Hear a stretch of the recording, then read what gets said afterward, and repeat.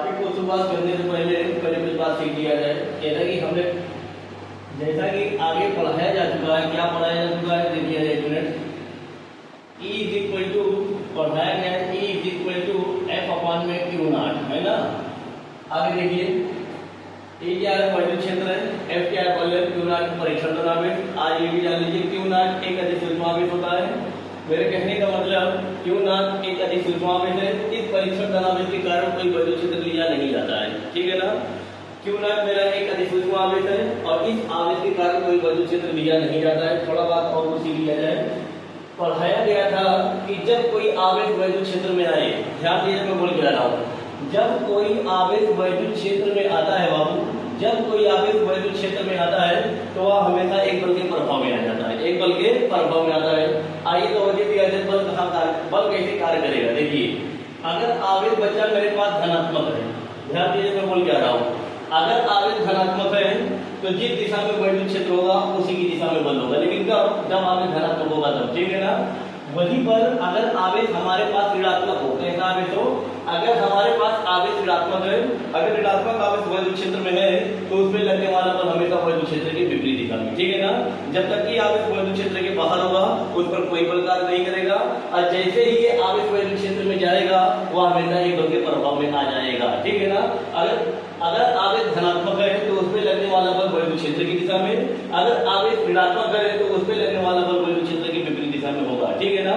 अब इसी से संबंधित अगली टॉपिक हमारे पास है, बोर्ड परीक्षा में ये बहुत पूछा जाता है और वेरी वेरी मोस्ट इंपॉर्टेंट है। आइए डेरिवेशन देख लिया जाए। हेडिंग किसी बिंदु आवेश के कारण वैद्युत क्षेत्र की तीव्रता, तवज्जो दिया जाए। हेडिंग क्या है, किसी बिंदु आवेश के कारण वैद्युत क्षेत्र की तीव्रता।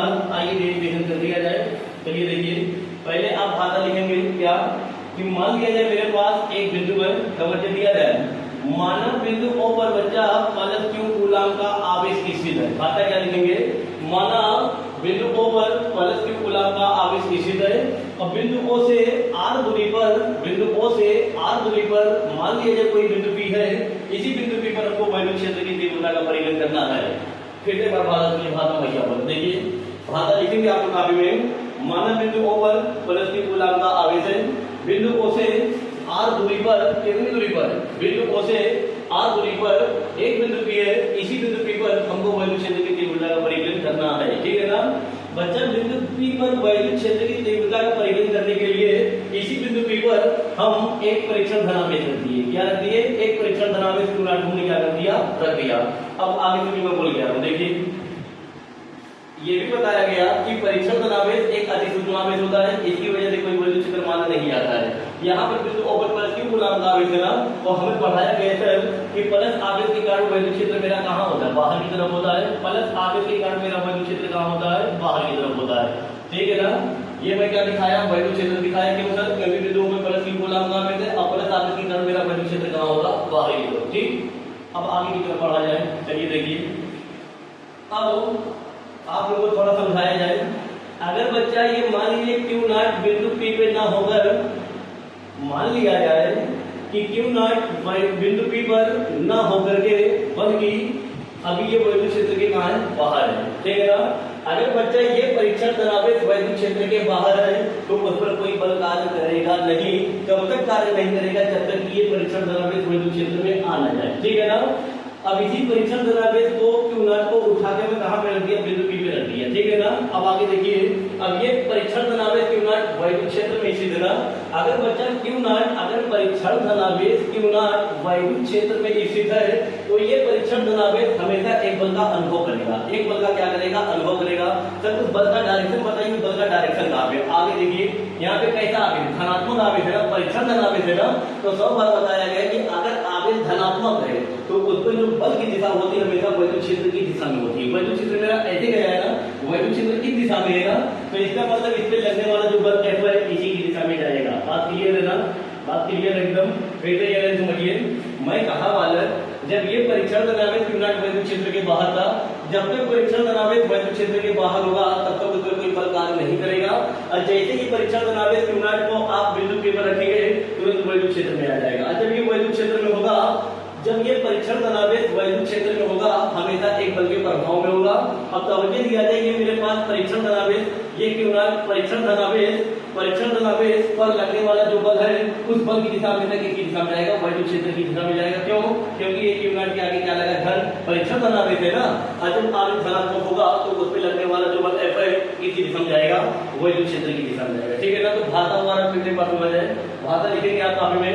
मानव बिंदु O पर पॉजिटिव गुलाम का आवेश है, बिंदु O से r दूरी पर एक बिंदु P है, इसी बिंदु P पर वैद्युत क्षेत्र की तीव्रता का परिकलन करना है। आइए डेरिवेशन किया जाए। देखिए पहले लिखेंगे कूलाम के नियम से। कूलाम का नियम हमने कहता है sir F is equal to क्या, कूलाम का नियम है F is equal to 1/4 pi epsilon 0 Q1 Q2 by r square. ये तो कूलाम का नियम है ना।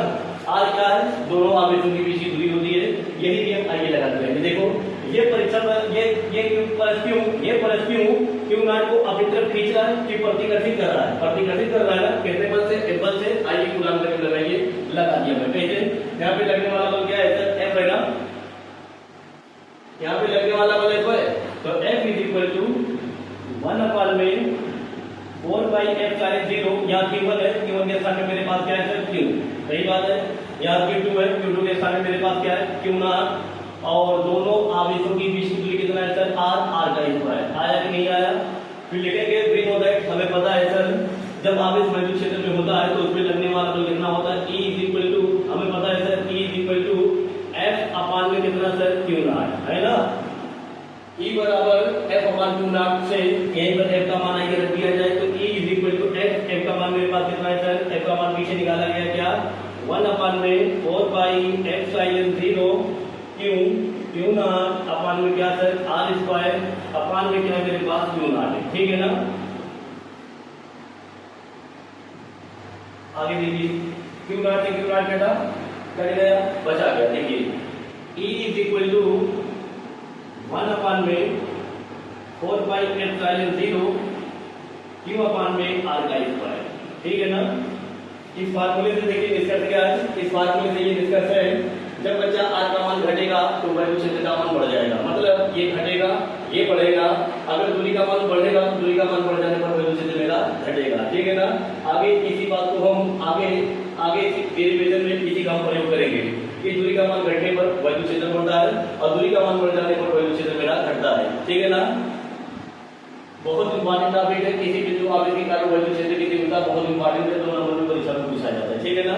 चलिए अब आगे टॉपिक देखा जाए, अगले टॉपिक देखा जाए वैद्युत ध्रुव। वैद्युत ध्रुव बड़ा इंपॉर्टेंट है, वो भी देख लिया जाए। हमारे पास क्या वैद्युत ध्रुव, जैसा कि नाम से स्पष्ट है, वैद्युत द्विध्रुव का मतलब जिसमें दो पोल हो, जिसमें दो ध्रुव हो, एक प्लस दूसरा क्या हो माइनस, जैसे HCl H plus Cl minus. ठीक है ना। है तो बहुत एग्जांपल। वैद्युत द्विध्रुव की परिभाषा की समझिए। द्विध्रुव का मतलब जिसमें कई ध्रुव पाया जाए, दो ध्रुव पाया जाए। ठीक है ना। आइए परिभाषा देखा जाए। परिभाषा इंपॉर्टेंट देखिए, वैद्युत द्विध्रुव की परिभाषा मैं आपको चित्र से समझाऊंगा ताकि खत्म याद है, चित्र देके तो परिभाषा बता दूं। ठीक है ना। आइए देख लिया जाए। देखो वैद्युत द्विध्रुव की परिभाषा हमने कहता है सर, क्या कहता है, देख लीजिए।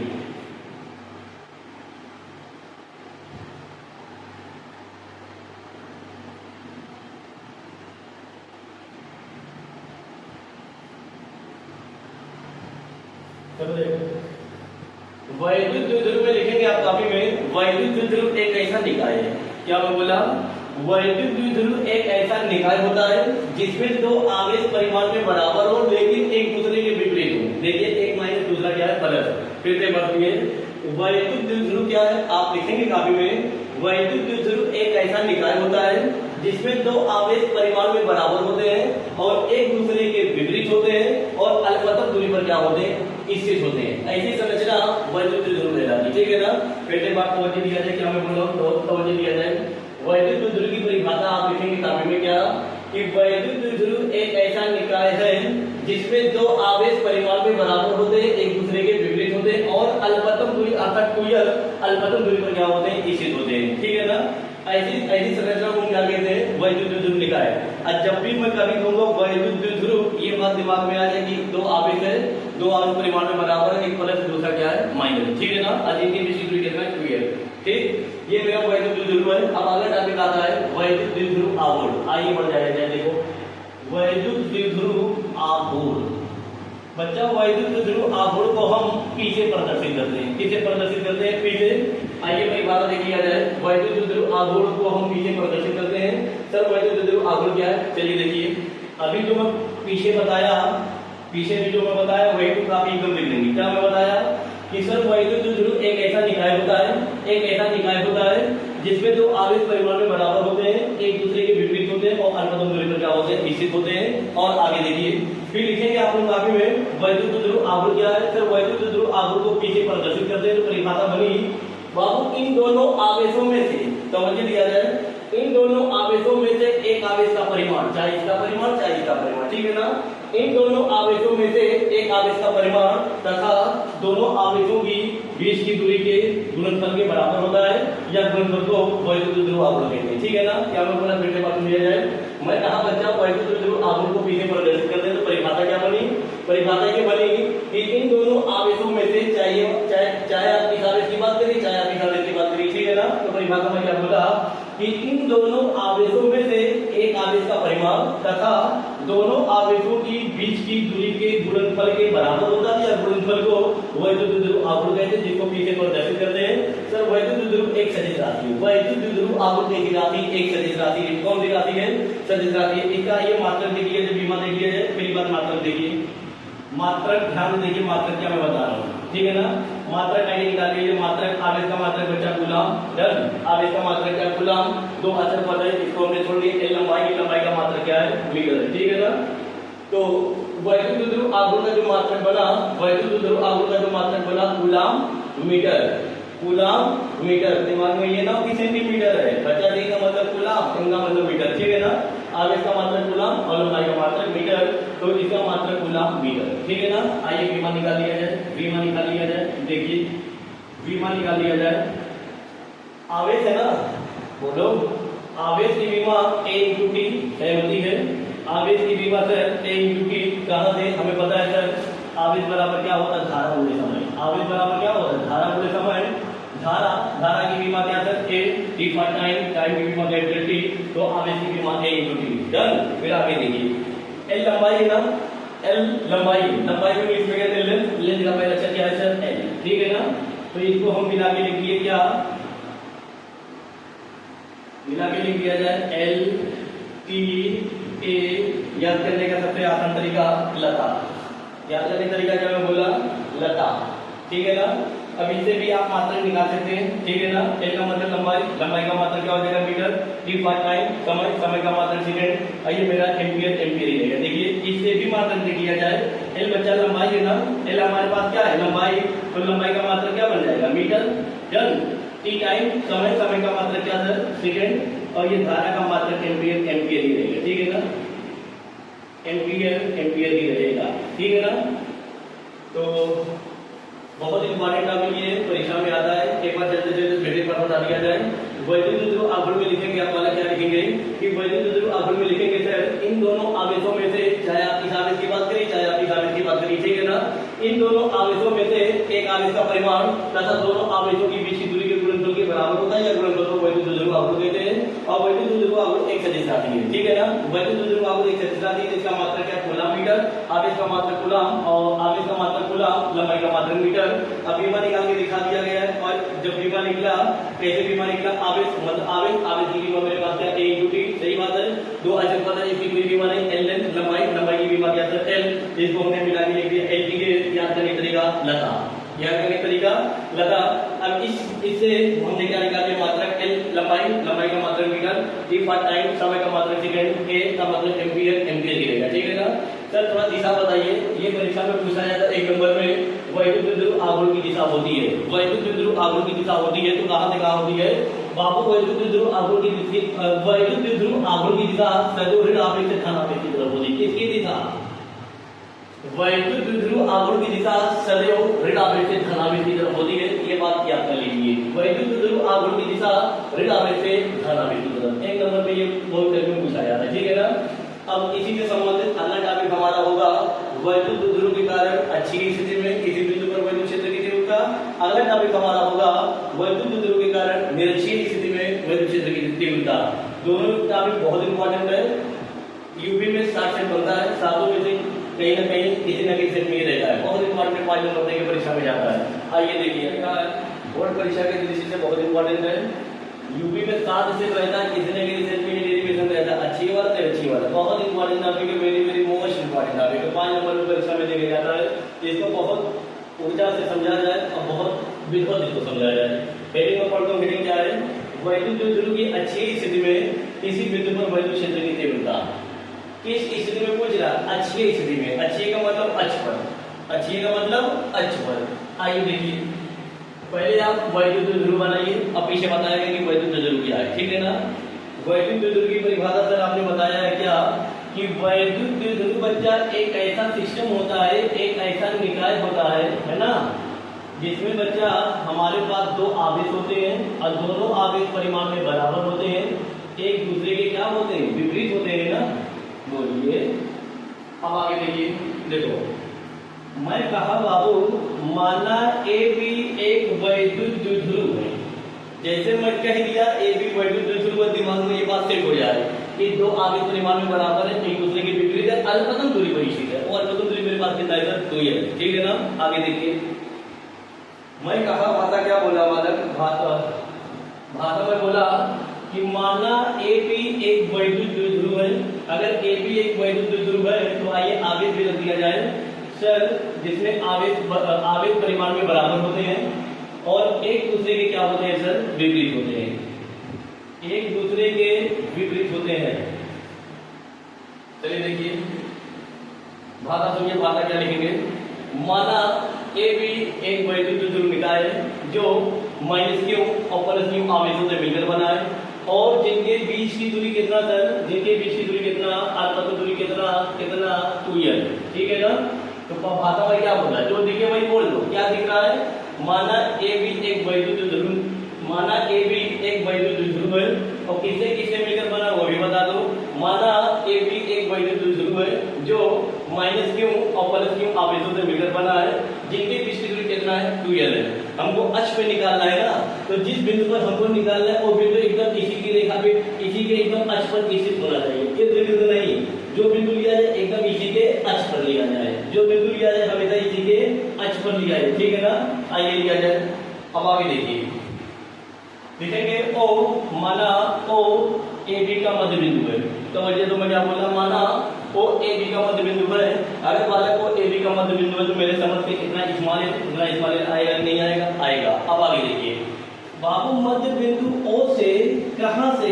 मध्य बिंदु ओ से आर दूरी पर मान लीजिए मेरे पास कोई बिंदु पी है, मेरे पास कोई बिंदु पी है, इसी बिंदु पी पर बच्चा हमको वैद्युत क्षेत्र की तीव्रता का परिकलन करना है। तवज्जो है ना, कितने दूरी पे है सर? आर दूरी पर, ठीक है ना। आया कि नहीं आया?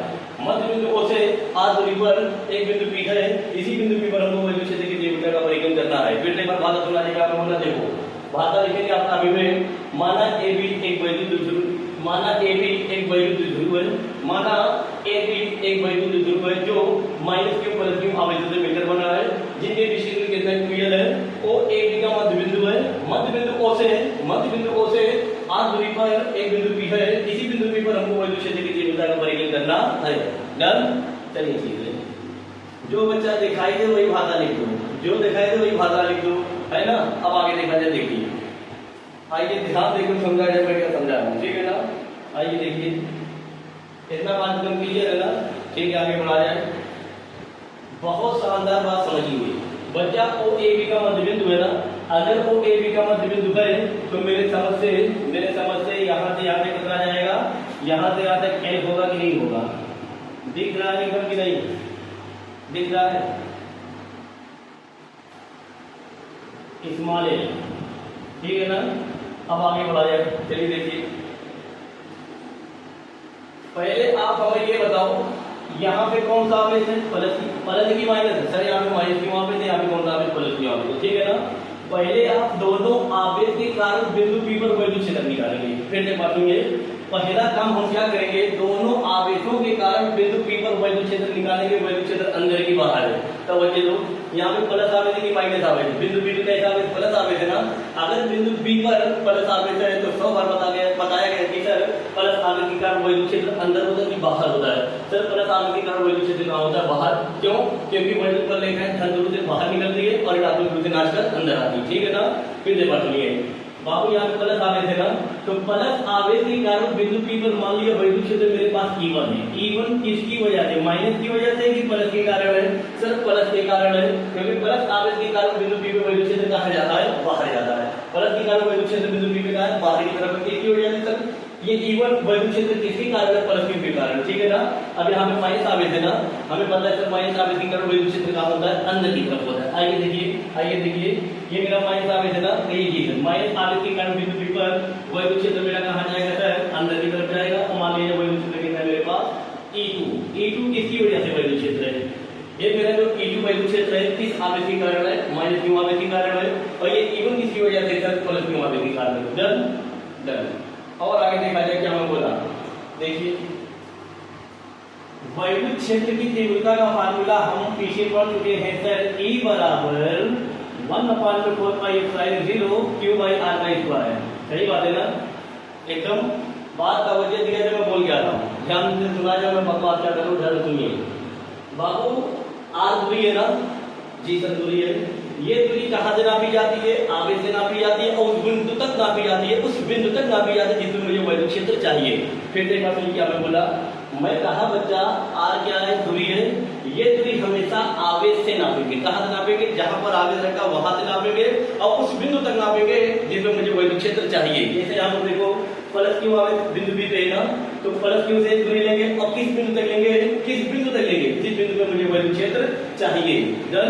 ये वाला आवेश कहाँ पे, A पे है ना, तो अगर ये वाला आवेश बिंदु A पे है और मुझे वैद्युत क्षेत्र कहाँ निकालना है, बिंदु B पे निकालना है ना, तो जहां से आवेश रखा है, जिस बिंदु पर आवेश रखा है उस बिंदु से और उस बिंदु तक हम दूरी लेंगे जहां पे मुझे वैद्युत क्षेत्र चाहिए। चलिए आगे बढ़ा जाए, ठीक है ना, इतना बात समझ गए ना। प्लस के कारण बिंदु P पर वैद्युत क्षेत्र मेरा बाहर की तरफ, और माइनस के आवेश के कारण मेरा वैद्युत क्षेत्र अंदर की तरफ। डन। आगे बढ़िए,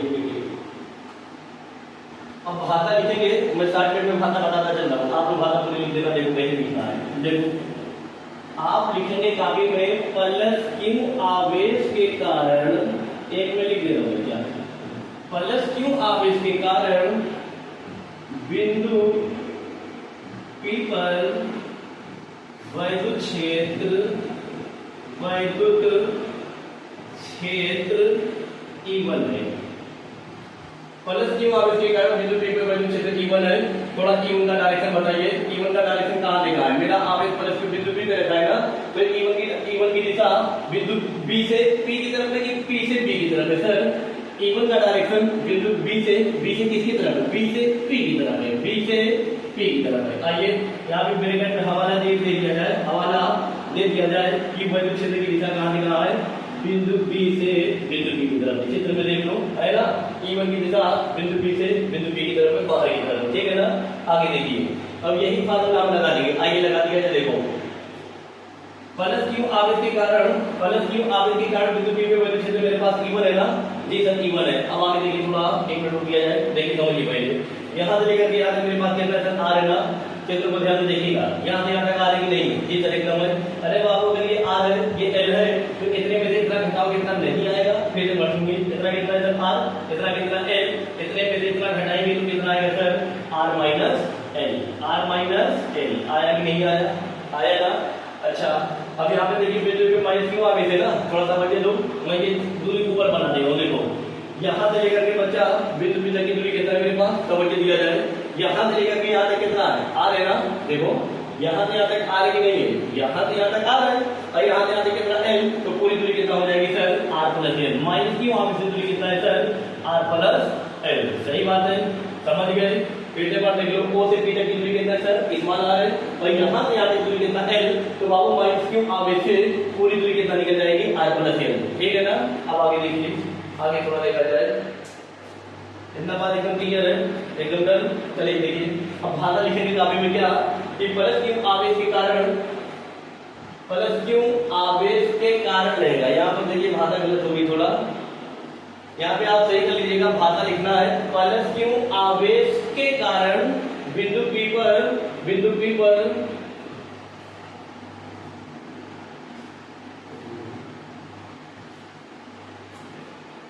आप लिखेंगे काफी में प्लस क्यू आवेश के कारण बिंदु P पर उत्पन्न वैद्युत क्षेत्र E1 है।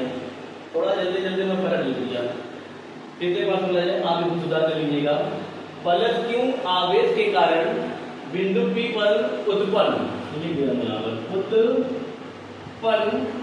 वैद्युत क्षेत्र की तीव्रता, बिंदु P पर उत्पन्न वैद्युत क्षेत्र की तीव्रता कितने E1। आइए ये वाला फार्मूला लगा दिया जाए, चलिए लगा दिया जाए, आइए लगाइए, लग जाएगा सर कैसे। E यहाँ पर वैद्युत क्षेत्र बचा नहीं है ना, मेरे पास वैद्युत क्षेत्र कितना E1, तो आप लगाएंगे E1 बराबर, हाँ E1 बराबर क्या फार्मूला लग जाएगा सर 1/4πε0।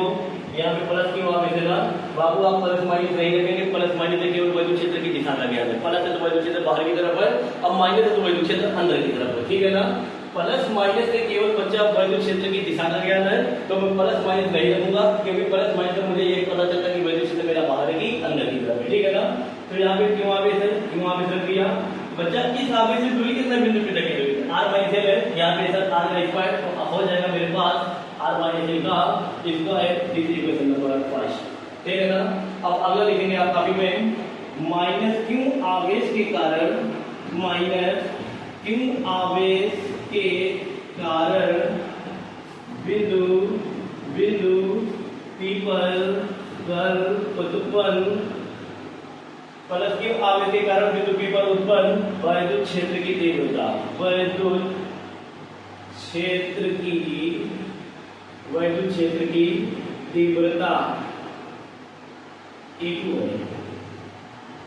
है, जिसकी दिशा देखिए कहां से कहां है बाबू। माइनस क्यों आवेश के कारण बिंदु P पे देखना है ना, तो मुझे दिया जाए माइनस क्यों आवेश के कारण बिंदु P पे वैद्युत क्षेत्र मेरा बाहर है कि सर अंदर की तरफ है, सर अंदर की तरफ है, तो जिसका डायरेक्शन E2 का डायरेक्शन A से P की तरफ होगा कि P से A की तरफ होगा, सर E2 का डायरेक्शन P से A की तरफ है, P से A की तरफ है, हवाला दे देंगे P से A की तरफ, चलिए ठीक है।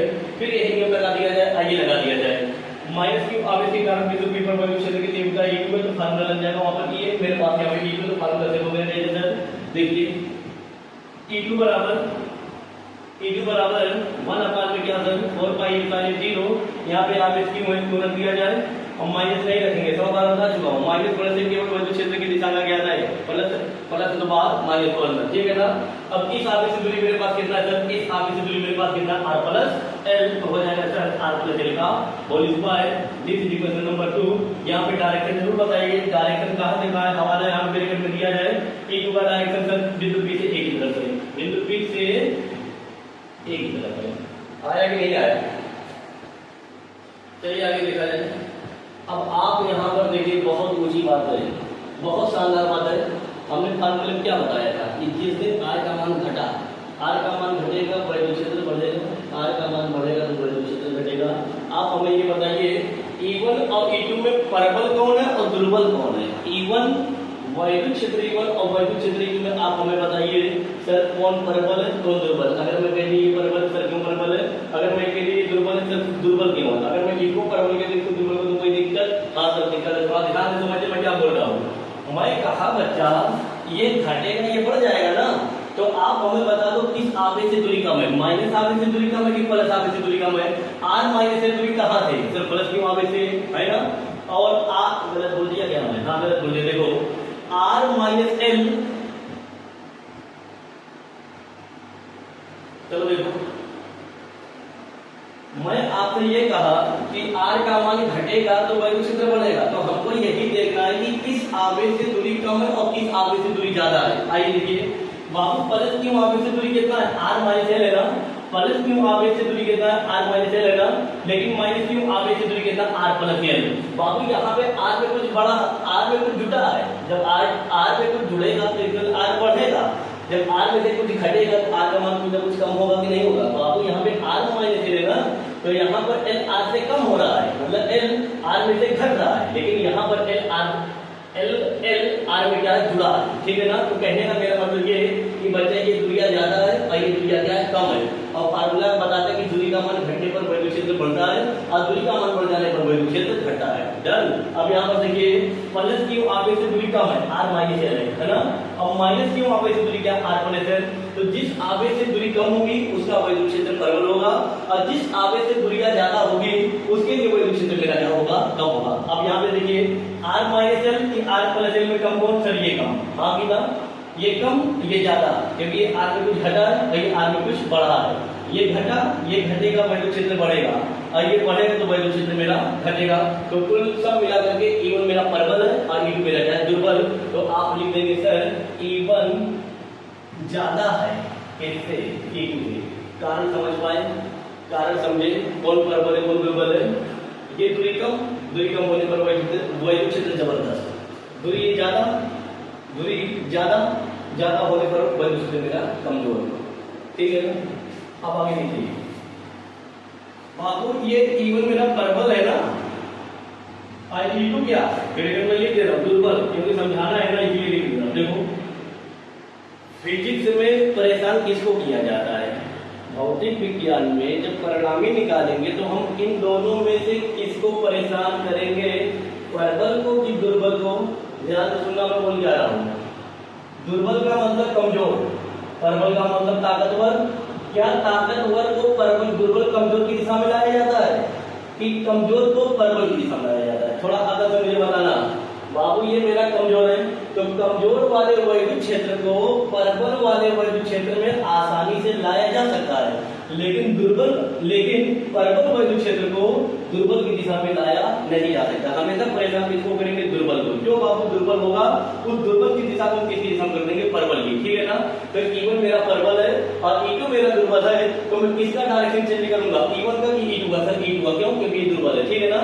तो जो कमजोर होगा, आमतौर पर यही तो होता है कि जो कमजोर समाज में किसको परेशान किया जाए, जो कमजोर होता है। ठीक है ना। जो कमजोर होता है उसी को परेशान किया जाता है। यही बात यहाँ पर भी है। परेशान हम किसको करेंगे, प्रबल को कि दुर्बल को। सर दुर्बल को, क्योंकि दुर्बल, आइए देखिए, दुर्बल की दिशा में किसकी दिशा में कर दूंगा, दुर्बल की दिशा को पलट कर E1 की दिशा में कर दिया जाए। क्यों, क्योंकि E1 प्रबल है और E2 क्या दुर्बल। तो दुर्बल का डायरेक्शन दो वैल्यू क्षेत्र E2 को अंदर की तरफ बनाए थे, तो ये दुर्बल तो इसकी दिशा को पलट कर किसकी दिशा में कर दिया है, E1 की दिशा में कर दिया। ठीक है ना। फिर तो ये लाइन समझिए थोड़ा, क्या बोला, देखो ये किसका डायरेक्शन, E1 E2 का डायरेक्शन है ना, क्योंकि ये मेरा क्या है, दुर्बल है, और दुर्बल होने की वजह से इसका डायरेक्शन पलट के किसकी दिशा कर दिया, वैल्यू क्षेत्र E1 की दिशा कर दिया। ठीक है ना। जब बच्चा दिशा बदलेंगे चिन्ह बदल जाएगा, प्लस है तो माइनस हो जाएगा, माइनस को प्लस हो जाएगा। ठीक है ना। चलिए देखिए, आप लोगों को थोड़ा मैं रफली समझा दूं। देखो बिंदु P पर मेरे पास वैद्युत क्षेत्र E1 ऐसे है कि नहीं, ये चीज है। बिंदु P पर वैद्युत क्षेत्र मेरा E1 प्रबल है, E2 दुर्बल है ना। और जब मैं दुर्बल का डायरेक्शन पलट के E1 की दिशा में लाऊंगा तो ले आएंगे। अब मैं E2 का डायरेक्शन पलट के किसकी दिशा में कर दिया, E1 की दिशा में कर दिया, लेकिन आगे आप माइनस लगा देंगे। ऋणात्मक चिन्ह इस बात को प्रदर्शित करता है कि वैद्युत क्षेत्र की दिशा में परिवर्तन किया गया है। किसकी दिशा में, वैद्युत क्षेत्र E2 की दिशा में क्या कर दिया, परिवर्तन कर दिया। ठीक है ना। अब आप देखेंगे बिंदु P पर परिणामी वैद्युत क्षेत्र, बिंदु P पर परिणामी वैद्युत क्षेत्र मान लिया E है। E क्या है, E है क्या, E1 और E2 का परिणामी वैद्युत क्षेत्र है। अब यहाँ पे देखा जाए बाबू, जिस दिशा में E1 है उसी की दिशा में E2 है, दोनों का डायरेक्शन सेम है, और सेम होने की वजह से दोनों को क्या कर देंगे, हम जोड़ देंगे। आइए जोड़ दिया जाए। तो परिणामी वैद्युत क्षेत्र E बराबर, दोनों को जोड़िए सर, क्योंकि दोनों का डायरेक्शन क्या सेम है। ठीक है ना। अब देखिए आगे ये आएगा सर E1 प्लस फिर माइनस E2। ठीक है ना। आया कि नहीं आया, परिणामी वैद्युत क्षेत्र E बराबर E1 plus minus E2 plus, क्यों, क्योंकि दोनों का डायरेक्शन क्या सेम है। ठीक है ना। अब ये तो समझ में आ गया होगा ना, इसको मैं मिटा देगा। ठीक है ना। आइए मिटा दिया जाए।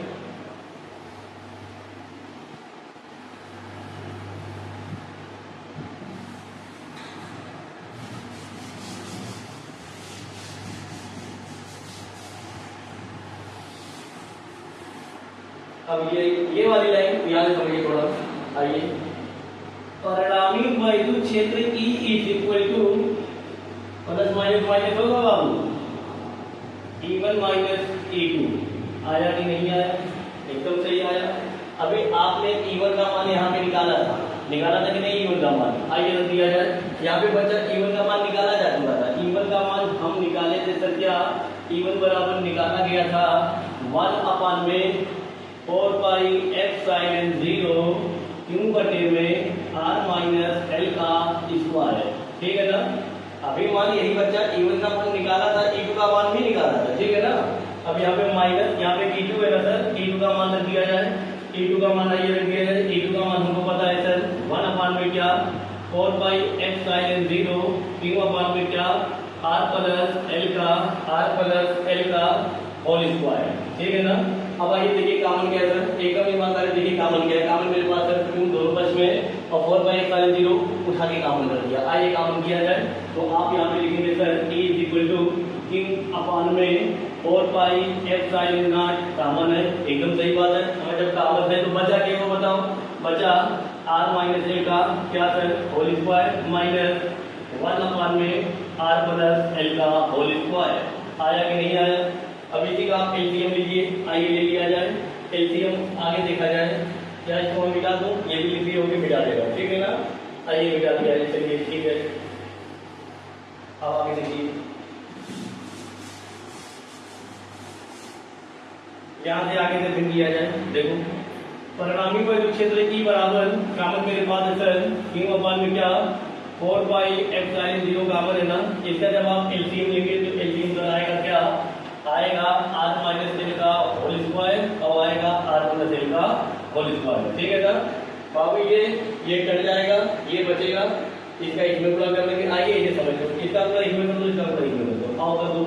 इसका पूरा इसमें लगाएंगे कितना आएगा बताइए, r प्लस l का होल स्क्वायर फिर माइनस आएगा r माइनस l का होल स्क्वायर ब्रैकेट बंद, ठीक है ना। आइए देखिए q बराबर 4 पाई एप्सिलॉन 0, यहाँ पे बच्चा फार्मूला लगा a प्लस b का होल स्क्वायर। आइए फार्मूला लगा दिया जाए, a प्लस b का होल स्क्वायर परसों पढ़ दिया, a स्क्वायर धन b स्क्वायर धन 2ab, ठीक है ना। आइए लगा दिया जाए, देखो r का स्क्वायर प्लस l का स्क्वायर प्लस 2rl, सही बात है ना। अब यहाँ पे देखो माइनस है ना, जी सर माइनस दोनों ब्रैकेट लगा लो। यहाँ पे बाबू a माइनस b का होल स्क्वायर का फार्मूला है, a माइनस b का होल स्क्वायर का फार्मूला है क्या, a square plus b square minus 2ab। आइए यहाँ पे रखिए, आएगा सर r का स्क्वायर प्लस l का स्क्वायर माइनस 2rl ब्रैकेट बंद आया। और बटे में मेरे पास है सर r माइनस l का होल स्क्वायर और है r प्लस l का होल स्क्वायर, ठीक है ना। अब जब एक जन में यही में कम कर दे रहा हूँ, डायरेक्ट एकदम समझ लो बच्चा, यहीं पर मैं एक जन कम कर दे रहा हूँ। देखो कैसे यहाँ पे माइनस है ना, तो ये चीज जब ये माइनस अंदर जाएगा तब तक ये बदल देगा, ठीक है ना। देखो कैसे ये माइनस है जब अंदर गया ये माइनस बन गया कि नहीं, प्लस वाला माइनस और माइनस वाला प्लस, ठीक है ना। अब ये माइनस से प्लस कटा, प्लस से माइनस कटा, तो काटने पीटने में क्या आया, आइए देखिए क्या आया, e is equal to Q upon में 4 पाई एप्सिलॉन नॉट, देखिए 2rl जोड़ देंगे तो बन जाएगा 4rl अपान में क्या सर देखिए हमें फार्मूला लगा है बच्चा, एक में जुटा है एक में घटा है, अच्छा तो आपने फार्मूला पढ़ा हुआ देखो क्या, एक ब्रैकेट में a माइनस b और एक ब्रैकेट में a प्लस b, तो फार्मूला होता है sir a square minus b square, ठीक बात है ना। एक ब्रैकेट में जुटा एक में घटाओ तो a square minus b square, लेकिन अगर इसका वर्ग लगा है तो इसका भी आप वर्ग लगा देंगे, ठीक है ना। जैसे यहाँ पे देखिए वर्ग लगा है r माइनस l का होल स्क्वायर फिर r प्लस l का होल स्क्वायर, तो ये हमारे पास बन जाएगा क्या सर, बन जाएगा हमारे पास a क्या बन जाएगा, देखिए r का स्क्वायर माइनस l का स्क्वायर का होल स्क्वायर। आया कि नहीं आया, एकदम सही बात है। अब फिर आगे देखिए चित्र में समझिए, 4 को अगर मैं 2 गुणे 2 लिख दूं कोई दिक्कत, 4 को अगर 2 गुणे 2 लिख दिया कोई दिक्कत। अब आगे देखा जाए, थोड़ा और मिटा दूं वहां से, आइए मिटा दिया जाए। आइए आगे देखिए, यहाँ से देखा जाए e बराबर हमने लिखा क्या सर, e बराबर मेरे पास है q अपान में क्या है मेरे पास, q अपान में 4 पाई एप्सिलॉन 0 है। 4 को हमने लिख दिया सर क्या 2 गुणा में 2, सही बात है ना। फिर ये मेरे पास r इंटू में l फिर अपान में क्या है। अब यही बात डायरेक्ट में समझा रहे हो, देखो चित्र में बच्चा r बड़ा है कि l बड़ा है, चित्र को ध्यान से देखिए और मुझे बताइए बड़ा क्या है। ये मेरे पास l है, ये मेरे पास r है, बड़ा कौन है, r बड़ा है कि l बड़ा है, सर r बड़ा है। तो यही बात ब्रैकेट में हवाला दिया जाए सर r l से बहुत बड़ा, इतना बड़ा कि l को मैं ना के बराबर कर दूं, r l से इतना बड़ा या l r से इतना छोटा कि इसको ना के बराबर कर दिया जाए, नगण्य मान लिया जाए। आइए नगण्य मान लिया जाए, देखो जब मैं इसको छोड़ूंगा ना बच्चा तो r की घातों का मतलब कितना बन जाएगा, r की घात 4, आया कि नहीं आया, ठीक है ना। एक हाथ से आपने काट दिया, आगे हाथ में आया, तवज्जो दो।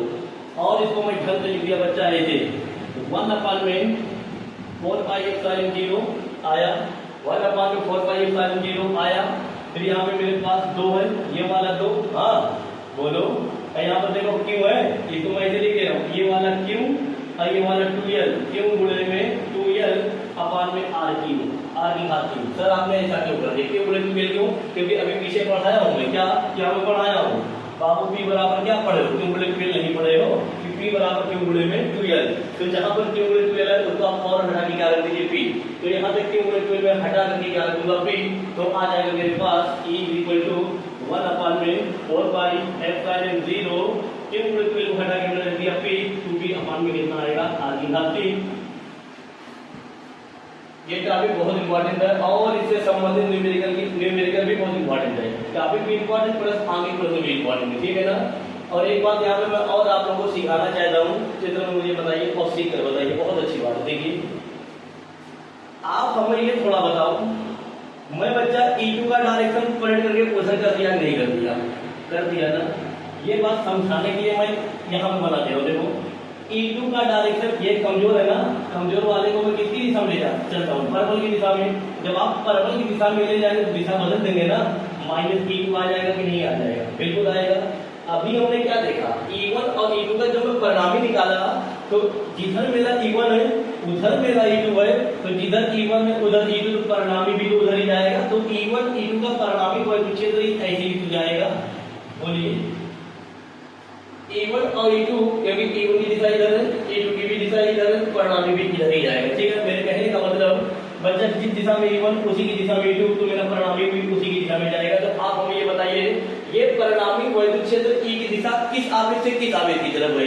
तो बाबू अक्षीय स्थिति में, कौन स्थिति में, अक्षीय स्थिति में परिणामी वैद्युत क्षेत्र की दिशा हमेशा ऋण आवेश से धन आवेश की तरफ होती है। क्या दिशा होती है, अरे परिणामी वैद्युत क्षेत्र ऐसे है ना, तो किस आवेश से किस आवेश की तरफ है। ये मेरा एक परिणामी वैद्युत क्षेत्र है ना, तो परिणामी वैद्युत क्षेत्र की दिशा ऋण आवेश से धन आवेश की तरफ, ऋण आवेश से धन आवेश की तरफ, ठीक है ना। ये बहुत इंपॉर्टेंट टॉपिक है ये टॉपिक। वैद्युत द्विध्रुव की निरक्षीय स्थिति में किसी बिंदु पर वैद्युत क्षेत्र की तीव्रता, इसको भी बड़ी एनर्जी के साथ पढ़ा जाए।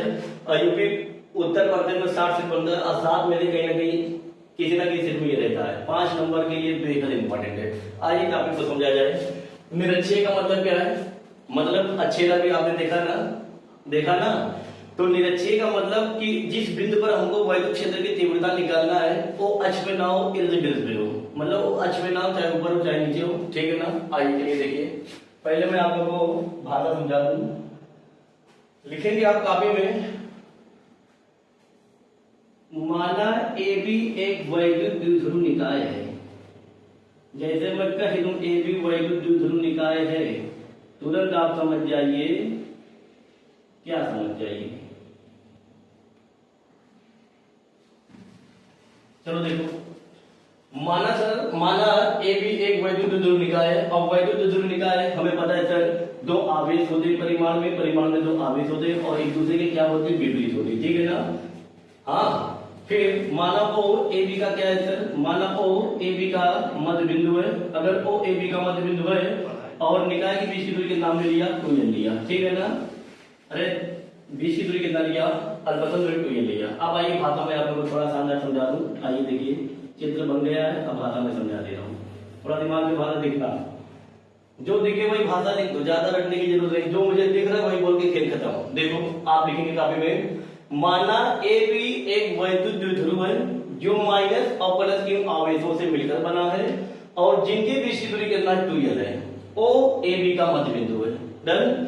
और मान लिया जाए मध्य बिंदु O से r दूरी पर कोई बिंदु मेरे पास P है। इसी बिंदु P पर वैद्युत क्षेत्र की तीव्रता का परिज्ञान करना है। जो दिखा वही मैं बोल दिया। फिर से बात सुनो, क्या लिखना है।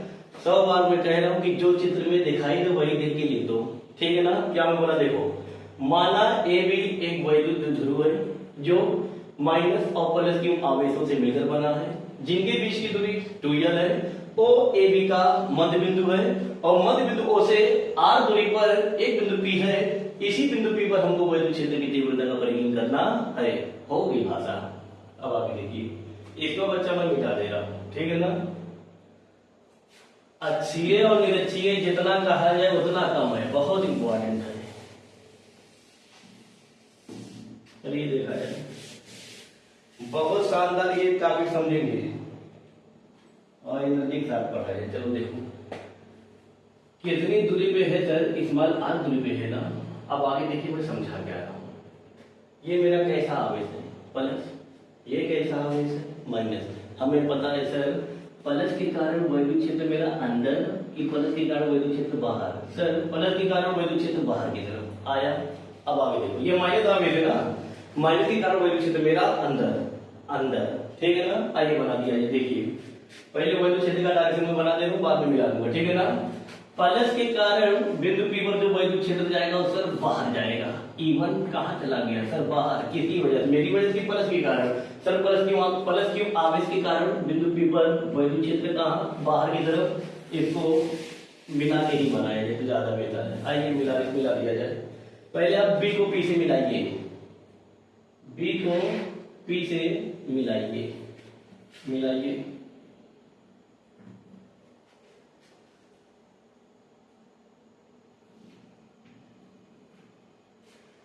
ए को भी P से मिला दिया जाए। चलिए मिला दिया। अब यही पर समझिए क्या मैं बता रहा हूं। देखो बच्चा प्लस आवेश है ना, प्लस के कारण बिंदु P पर वैद्युत क्षेत्र मेरा बाहर की तरफ। क्या ये बात सबको समझ में आया। मान लिया जाए प्लस क्यों आवेश के कारण बिंदु P पर वैद्युत क्षेत्र बाहर की तरफ है, जो क्या E1, क्या E1 दिख रहा है एकदम सही, ठीक है E1 दिख रहा है। बिंदु ए पे कौन सा आवेश है सर, माइनस क्यों आवेश है। अब बताया गया कि माइनस क्यों आवेश के कारण मेरा वैद्युत क्षेत्र अंदर की तरफ। आइए अंदर की तरफ बना दिया जाए।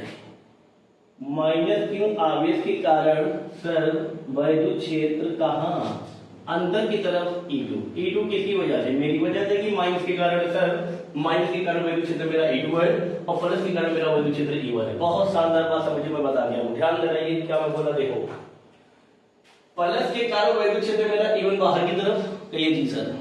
माइनस के कारण मेरा वैद्युत क्षेत्र ऐसे अंदर की तरफ, ऐसे है ना दोनों, हाँ की ना, ऐसे तो है। अच्छा मैं इसका बच्चा परिणामी निकालूंगा तो परिणामी कहाँ से जाएगा, इधर से जाएगा कि परिणामी इधर से जाएगा। सर E1 और E2 का परिणामी वैद्युत क्षेत्र इधर से जाएगा, ठीक है ना। अगर इसी का डायरेक्शन में ऐसे कर देता ऐसे तो परिणामी वैद्युत क्षेत्र उधर से चला जाता, ठीक है ना।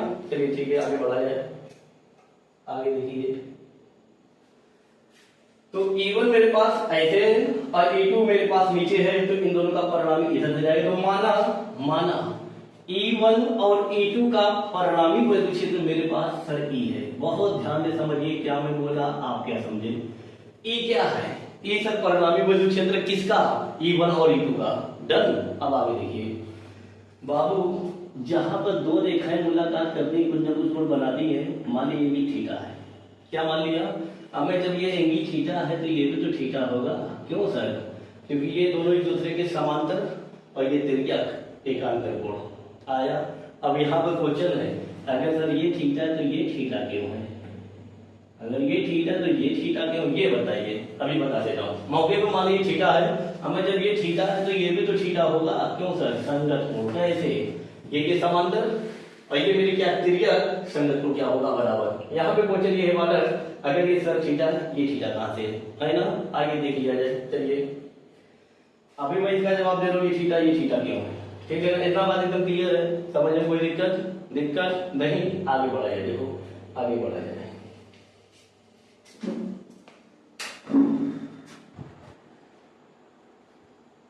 हमने देखा सर, क्या देखा हमने, ये देखा है कि E is equal to 1/4 pi epsilon nought Q by r का स्क्वायर। 100 बार में बताया था ये दूरी कहां से नापेंगे, आवेश से नापेंगे। तो आवेश से नापेगा उस बिंदु तक नापेंगे जिसमें मुझे वैद्युत क्षेत्र चाहिए। आवेश कहां पे रखा है सर, ए पे रखा है। अब मुझे वैद्युत क्षेत्र किस पे निकालना है, पी पे निकालना है, तो मुझे एपी चाहिए। और प्लस की आवेश बिंदु बी पे रखा है, अब मुझे चाहिए कहां वैद्युत क्षेत्र पी पे, तो मुझे बीपी पता होना चाहिए और एपी पता होना चाहिए। तो बाबू एपी और बीपी का मान निकालने के लिए चाहिए, आपने समकोण त्रिभुज देखा, कई चीज देखा, समकोण त्रिभुज देखे ना, समकोण त्रिभुज एओपी में देखे ना, अलग से नहीं बनाऊंगा, समझ लो। देखो यहीं पर आप लिखेंगे समकोण त्रिभुज, देख लो बच्चा, एओपी में देखा, एओपी में है ना। तो समकोण त्रिभुज एओपी में पाइथागोरस प्रमेय लगाइए। पाइथागोरस प्रमेय कहता है कि कर्ण का स्क्वायर, कर्ण कौन सी भुजा बताइए? कर्ण मेरे पास है सर एबी स्क्वायर, ठीक है ना। कर्ण का स्क्वायर बराबर आधार का स्क्वायर प्लस लंब स्क्वायर। अरे बाबू ओ एबी का मध्य बिंदु है ना, तो बताना पड़ेगा ऐसा ना। अगर ओ एबी का मध्य बिंदु है तो इतना एल इतना एल, ठीक है ना। अब आगे देखिए, कर्ण का स्क्वायर बराबर आधार का स्क्वायर प्लस लंब का स्क्वायर। डायरेक्ट मैं कर दे रहा हूँ, डायरेक्ट मैं कर दे रहा हूँ, ठीक है ना। आर का स्क्वायर प्लस एल का स्क्वायर, ठीक बात है ना। अब बाबू जब यहाँ से स्क्वायर हटाएंगे तो क्या लगा देंगे? Under root. तो आएगा sir AP is equal to under root में आर का स्क्वायर प्लस एल का स्क्वायर। सहमति है? फिर इसी प्रकार हम निकाल सकते हैं कौन से त्रिभुज में सर? समकोण त्रिभुज बीओपी में। देखा देखा देखिए तुमसे, ठीक है ना। तो लिख देंगे सर इसी प्रकार, इसी प्रकार से त्रिभुज का नाम बता दे रहे हैं, समकोण त्रिभुज बीओपी में। डायरेक्ट आप निकाल देंगे, मैं डायरेक्ट लिख दे रहा हूं बीपी बराबर कितना?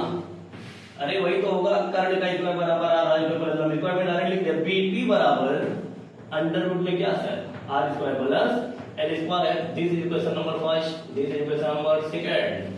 तो बाबू एक हुआ, दो से देखा जाए एक पक्ष बराबर है ना, कहिए जी सर। एक पक्ष बराबर होने पर अगला पक्ष बराबर है। एपी बराबर बीपी आया, इसलिए मैं ये निकाल के दिखा दिया क्योंकि मुझे पर में बताना है सर ये थीटा, तो ये थीटा क्यों? बाबू किसी त्रिभुज की दो भुजा एपी और बीपी बराबर है ना, तो सर किसी त्रिभुज की दो भुजा बराबर होने पर, है ना, भुजा बराबर होने पर भुजाओं का समकोण बराबर होता है। भुजा बराबर होने पर भुजाओं का समकोण बराबर होता है, ठीक है, सही है ना। भुजा बराबर होने पर भुजाओं का समकोण आपस में बराबर होता है। अगर इस भुजा का समकोण थीटा है तो इस भुजा का समकोण भी क्या है? थीटा है। क्यों? क्योंकि दोनों भुजा आपस में बराबर है, ठीक है ना। अब आगे बढ़ा जाए, अब आगे बढ़ा जाए, बहुत जल्दी बढ़ा जाए। चलो देखो, अब आप फादा लिखेंगे सर, क्या क्या लिखेंगे? यही देखना, यही देखिए आप लोग, देखो लिखेंगे प्लस क्यू आवेश के कारण। डायरेक्ट मैं लिखूंगा, डायरेक्ट एकदम मैं लिख दूंगा प्लस क्यू आवेश के कारण। आप पूरा लिख देना, प्लस क्यू आवेश के कारण बिंदु पी पर उत्पन्न वैद्युत क्षेत्र E1। मैं डायरेक्ट ऐसे लिखूंगा, प्लस क्यू आवेश के कारण बिंदु पी पर, प्लस क्यू आवेश के कारण बिंदु पी पर उत्पन्न वैद्युत क्षेत्र बच्चा क्या है चित्र में? E1 है ना। देखो E1 है। डायरेक्शन जरूर बताइए, डायरेक्शन मेरा कैसे है? बी से पी की तरफ है कि पी से बी की तरफ है? नहीं सर, बी से पी की तरफ है। तो चुना यहां पे लगा दीजिए ब्रैकेट में, बी से पी की तरफ, बी से पी की तरफ। इतना क्लियर है ना?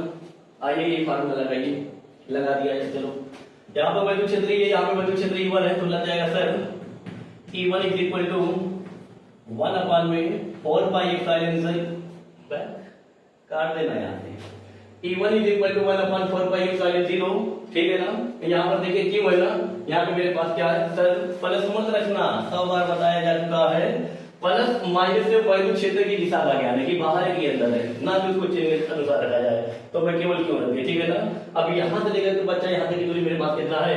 आर का स्क्वायर है ना, तो यहाँ से लेकर के यहाँ तक की दूरी कितना है मेरे पास? बी पी का स्क्वायर। सहमति है? समीकरण नंबर स्टार, है ना। इसी प्रकार हम फिर लिख देंगे माइनस क्यू आवेश के कारण बिंदु P पर उत्पन्न वैद्युत क्षेत्र E2 है। तवज्जो दिया जाए, माइनस क्यू आवेश के कारण, यहाँ पर देखिए माइनस क्यू आवेश के कारण बिंदु P पर वैद्युत क्षेत्र मेरा E2 है। E2 में डायरेक्शन जरूर बताइए, डायरेक्शन कैसे? A से B की P से है सर, P से है, P से A की तरफ है, ठीक है ना। फिर फार्मूला लगाइए, आइए लगा दिया जाए। लिखेंगे सर वैद्युत क्षेत्र E2 is equal to 1 upon में 4 पाई एप्सिलॉन 0 क्यों अपान में दूरी कितना है सर? दूरी के मेरे पास AP है, AP का स्क्वायर, ठीक है ना। बट AB किसके बराबर है? BP के। तो यहाँ से AB को हटा के हमने क्या रख दिया? E2 बराबर 1 अपान में 4 पाई एप्सिलॉन 0 क्यों अपान में AP, बट AP किसके बराबर है? BP का whole square. This is equation number double star. सहमति है? फिर लिखेंगे सर, क्लियर है ना एकदम। फिर आगे देखिए, लिखेंगे समीकरण नंबर क्या कैसे? स्टार तथा डबल स्टार से, है ना बाबू। स्टार और डबल स्टार से आपने क्या देखा सर? एक पक्ष बराबर है। देखो एक पक्ष बराबर होने पर अगला पक्ष बराबर होगा। E1 बराबर E2 लोग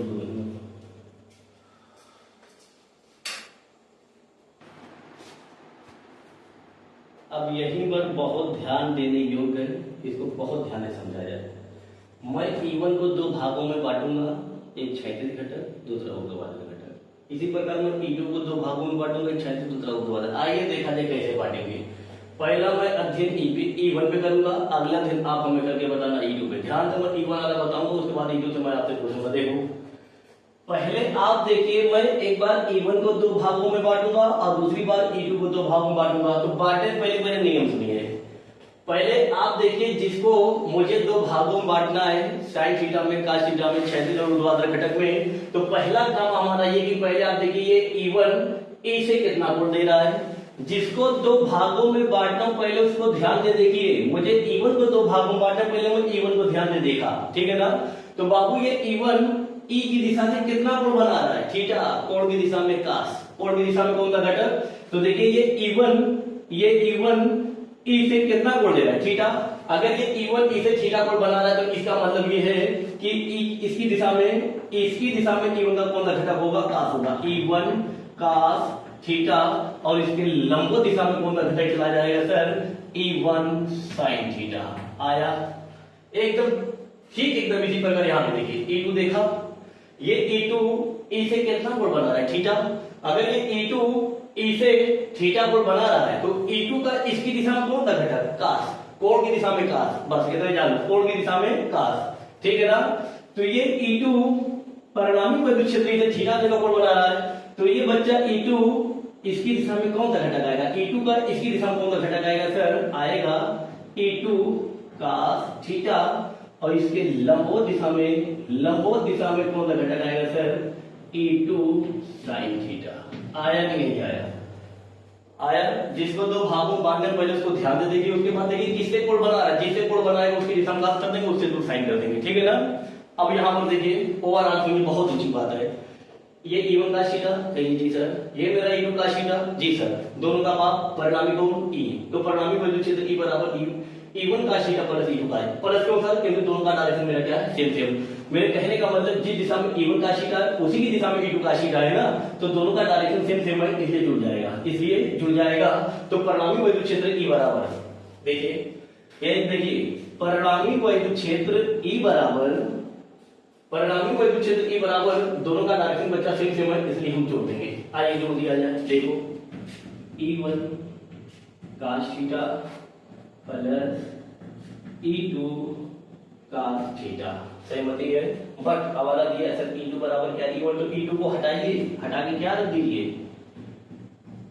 E1 cos theta plus E2 किसके बराबर है, E1 के बराबर है ना, E1 cos थीटा।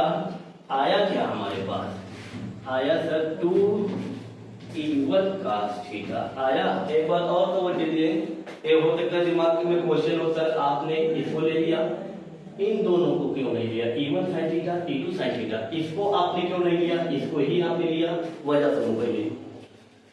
पहली बात E1 बराबर E2 है, तवज्जो दिया जाए, E1 बराबर E2 है, तो बालक यहाँ से E2 को हटा के क्या रख देंगे, E1, ध्यान सुनना मैं बोल क्या रहा हूँ, E1 बराबर E2 है ना, तो पहले आप E2 को हटा के क्या रखिएगा, E1, कहिए जी सर। तो बाबू एक की दिशा E1 sin थीटा ऊपर और दूसरे की दिशा E1 sin थीटा नीचे, तो मतलब E1 sin थीटा और E1 sin थीटा दोनों एक दूसरे के बराबर, लेकिन दिशा में क्या है, विपरीत, एक का डायरेक्शन ऊपर और एक का डायरेक्शन नीचे, तो दिशा विपरीत होने के कारण फिर ये लाइन सुनिए बाबू, यहाँ पर E1 बराबर E2 दिया कि नहीं दिया है, तो आप यहाँ से E2 को हटा के क्या रखेंगे, E1, तो ये भी E1 sin थीटा, ये भी E1 sin थीटा, बराबर होगा कि नहीं होगा, दिशा में क्या है विपरीत, और दिशा में विपरीत होने के कारण ये एक दूसरे को क्या कर देगा, निरस्त कर देगा, ठीक है ना।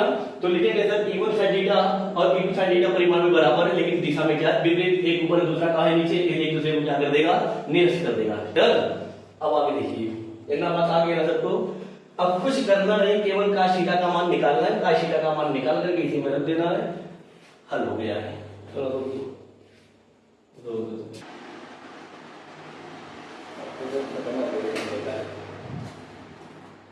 आइए आगे देखिए, इतना डर है ना, आगे मैं बढ़ रहा हूं। देखो यहाँ पे cos थीटा है ना, पहले cos थीटा का मान निकालिए, चाहे जिस कम वोल्टेज मुझे, देखो मैं निकाला देखो AOP से, देख रहे हो ना, यहाँ से मैं निकाल रहा हूँ cos थीटा। आइए cos थीटा का मान निकाल रहे हैं, देखो त्रिभुज AOP, देख रहे हो ना बच्चा, देख रहे हो ना, आइए देखिए cos थीटा बराबर पढ़ाया गया सर आधार बटे कर्ल। कहिए जी सर। 90 के सामने वाली भुजा कर्ल, कोण के सामने वाली भुजा लंब, तीसरी भुजा आधार। डायरेक्ट निकाल दिया जाए। cos थीटा बराबर आधार, चित्र में आधार बाबू ये है ना, आधार मेरे पास एल है और बटे में कर्ल मेरे पास एपी है ना। देखो एपी का मान निकाला जा चुका है सर। एपी का मान है कितना, अंडर रूट में आर का स्क्वायर प्लस एल का स्क्वायर। ठीक है ना, देखो ये रख दिया एपी का मान। डन। उड़ दी वैल्यू ये समान रख दिया है। देखो दिख रहा है परिणामी वैद्युत क्षेत्र E बराबर 2। E1 का मान पुट करिए। देखो E1 का मान कहाँ निकालना, E1 का मान ये निकला है, E1 का मान यही निकला है। आइए पुट करते हैं। देखो कैसे, 1 अपान में 4 पाई एप्सिलॉन नॉट, यहाँ पर क्या है मेरे पास क्यू अपान में बीपी का स्क्वायर। तो बच्चे बीपी का स्क्वायर ना बाबू बीपी का स्क्वायर देखिए यहाँ निकला है, यहाँ निकला है। जब आप इसका स्क्वायर करेंगे है ना, जब आप इसका स्क्वायर करेंगे, आइए निकाल लिया जाए।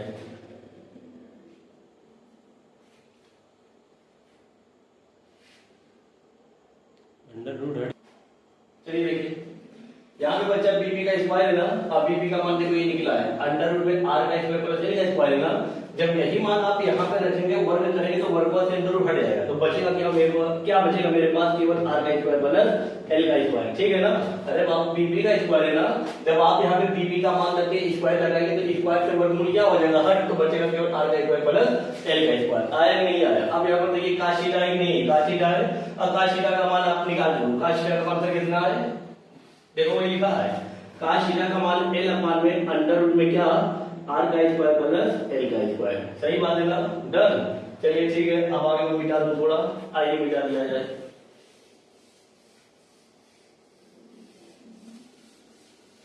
ध्यान से देखना, देखिए बाबू ये अंडर रूट है ना, एक है और मैं कम कर दे रहा हूं। देखो जब आप वर्गमूल को हटाएंगे तो वर्गमूल हट करके बाबू 1/2 नहीं आएगा। कहिए जी सर बिल्कुल आएगा। वर्गमूल को हटा करके 1/2 लिखा जा सकता है। नियम सुनिए, यहाँ पे बच्चा घात एक लिखा है कि नहीं लिखा है सर, आधार बराबर होने पर घातों को जोड़ दिया जाता है। आधार बराबर होने पर घातों को जोड़ दिया जाता है। आइए जोड़ दिया जाए। देखो परिणामी वैद्युत क्षेत्र E बराबर, ध्यान से सुनना, 1/4 पाई एप्सिलॉन 0 है ये, लिख दिया जाए इसको, लिख दिया।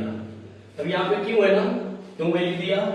यहाँ पे देखो 2 है, 2 लिख दिया, 2 गुणे में 2 है, आया नहीं आया। 2 का गुणा में इसमें 2 का गुणा लगा के लिख दिया एल के साथ 2l। ठीक। अपान में क्या सर, आधार बराबर है ना, आधार बराबर होने पर घातों को आप जोड़ देंगे। आइए जोड़ दिया जाए। जोड़ेंगे तो कितना है, देखो यहाँ पर एक, यहाँ पे 1/2 है। अपने देखिए जब 1 + 1/2 करोगे ना, 2 × 2 2 × 3 3/2 आएगा, 3/2 आएगा। ठीक है ना। अब आइए देख लिया जाए। आर का स्क्वायर प्लस एल का स्क्वायर, यहाँ पे एक है, यहाँ पे आधा है, तो एक को जब आधे में जोड़ोगे तो आएगा कितना सर, 3/2 में कितना 2। सहमति है ना। इसको थोड़ा और ध्यान से समझाया जाए। देखो चित्र में आप हमें बता दो एल बड़ा है कि आर बड़ा है। चित्र ध्यान सुनिए बाबू, यहाँ तक आर, यहाँ तक एल बड़ा कौन है, आर बड़ा है। किससे, एल। तो आप यहाँ पे हवाला देंगे सर, आर एल से इतना बड़ा है, इतना बड़ा है कि एल को आर की तुलना में एल को नगण्य कर दिया जाए, कर दिया जाए। आइए 1/4 pi epsilon not cumulative L है ना, क्यूमुलेटिव एल किसके बराबर होता है, पीछे पढ़ाया था। क्यूमुलेटिव एल किसके बराबर है, पी के बराबर। ठीक है ना बाबू। जब आप इसको छोड़ेंगे, ये इसकी तुलना में ये ना के बराबर है ना, तो जब आप इसको छोड़ेंगे तो आर की घात 2 आएगा। तो बाबू ये 2 से 2 नहीं कट जाएगा, कट जाएगा तो आएगा केवल आर की घात 3। ये बाबू 2 से 2, इसको आप जब छोड़ेंगे तो ये 2 आएगा, 2 से ये 2 कट जाएगा तो आएगा केवल आर की घात 3।